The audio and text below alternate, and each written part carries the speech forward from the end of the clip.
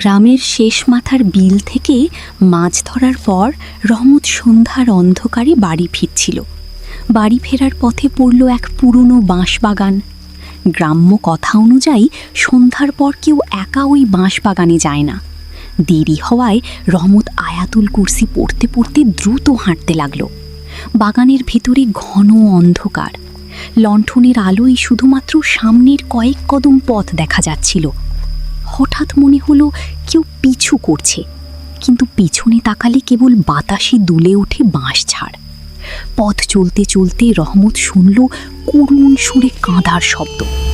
কৌতূহল আর ভয় নিয়ে সে দিঘির দিকে গেল।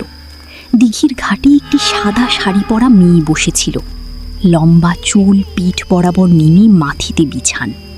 রহমত জিজ্ঞেস করল, মা, কে তুমি? এত রাতে এখানে কেন বসে আছো? কেবল কান্না থামালো। ধীরে ধীরে সে উঠে দাঁড়ালো, কিন্তু রহমতের দিকে না তাকিয়ে শুধু দিঘির পানির দিকে মনোযোগ দিয়ে বলল, কে তুই? এত রাতে এখানে কেন এসেছিস? রহমত মেয়েটির দিকে তাকিয়ে দেখল মেয়েটির পা মাটিতে নেই, বরং উল্টো দিকে ঘুরানো। হঠাৎ মেয়েটির মাথা রহমতের দিকে ঘুরল, কিন্তু শরীর নড়ল না। মুখ নেই, কেবল আগুনের মতো জ্বলন্ত চোখ। মেয়েটি বলল, আজ তুই হবি আমার শিকার। রহমত বলল, কে তুমি? আমাকে ছেড়ে দাও। এই কথা বলি রহমত চিৎকার করে দৌড়াতে শুরু করল। বাঁচাও! পথ যেন শেষ হয় না, বারবার একই জায়গায় ফিরে আসছে।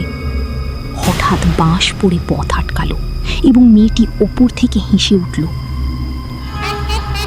এই যেন এক অট্ট হাসি। পরদিন সকালে গ্রামের লোকেরা রহমতকে বাঁশবাগানের এক কোনায় অচৈতন্য অবস্থায় খুঁজে পেল। জামা ছিঁড়ে গেছে, হাতে কালশিটের দাগ। জ্ঞান ফেরার পর সে শুধু এক কথাই বলল, রাতে ওই দিঘির পাড়ে কেউ যাস না রে। ওখানে কেউ গেলে আর ফিরে আসা সম্ভব নয়।